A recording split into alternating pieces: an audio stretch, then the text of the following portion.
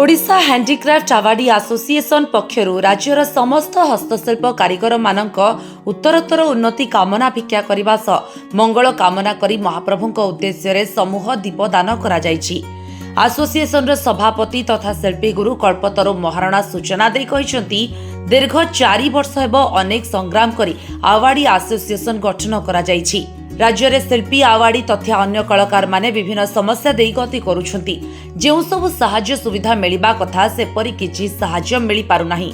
जहाँ भी सहाय्य सहयोग मिलिछि ताहा यथेष्ट नुहे।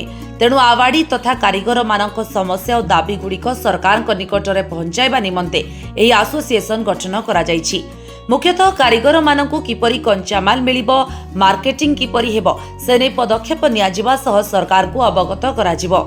जातीय आवाड़ी आरंभ करी राज्य स्तरीय आवाड़ी माने एसोसिएशन रे सदस्य रहिछंती बोली श्री महाराणा सूचना देई कहिछंती।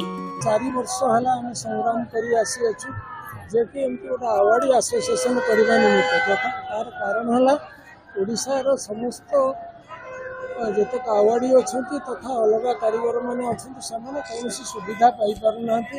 जहाँ पाइछंती ताहा ठीक भाव रे भी पाई पारु नांती।